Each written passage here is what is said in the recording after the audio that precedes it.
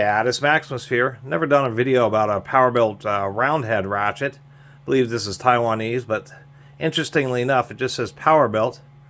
No part number, no country of origin on it, which is a little weird. PowerBuilt's pair head ratchets really weren't too bad, but these round heads I suspect were just a bit cheaper, as evidenced by not having a country of origin or even bothering with a part number on it. A little bit of play, not the tightest round head, but I suppose it's okay. Ball detent, it's pretty reasonable. Not super strong like Snap-on. Not a quick release, it is a solid head, but it sounds like it's just a single pawl. Real common design with this kind of bow tie type lever, and of course it has a thumb spinner on the top of the ratchet. Not a lot else to say about it. Really a pretty basic ratchet. I've done a few PowerBuilt ratchets and I've liked them, but I've once again never done a round head. And there's some things that I'm noticing here. One is if we look at the clip, on most round heads, there's actually like a little notch to make it easy to get the clip out for simple disassembly. On this one, there's no such thing, so it makes it much more difficult to disassemble, to get under the edge of that clip and get it started. Just got that clip started. There's absolutely no notch in there, so that's just a bit disappointing. I know it's one of their cheaper ratchets, but they didn't have to be quite that cheap. And I'm sure this will be a single pawl. It looks like it's a 30 tooth. It is just a 30 tooth.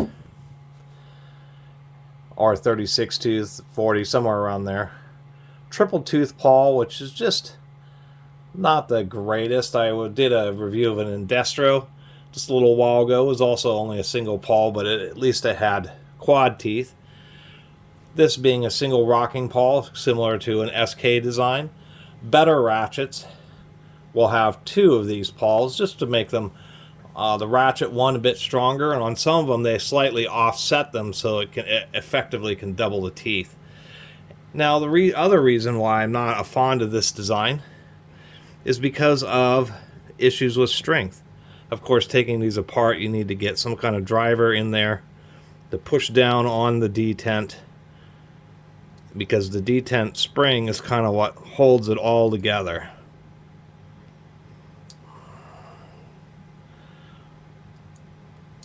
And it can be a bear sometimes to really get these apart. I've almost got it. You gotta press down and pull on the reverse lever, and then you want to be real careful so that, because that thing's gonna want to shoot out as soon as you pull this, as it did. So there's the detent. This is a spring with a steel cap, and of course the pawl is held in just by a little pin like this. As we can see, this pin is way smaller. This happens to be a 3/8. This pin is way smaller than the ratchet anvil, and so what ends up happening is you put a bunch of torque on it and the pin shears. And so having two pawls means that you have twice as many pins, and it does make them stronger. Now, unfortunately, that's probably the biggest criticism I have, and one of the reasons I think pair heads really took off over many round head designs is because they ended up being, just on average, stronger. But this design, this traditional SK design, is certainly cheap. Now, there's of course like the Catus design, which was used in New Britain ratchets, which is a very strong round head design. There's also like the SK Tough series.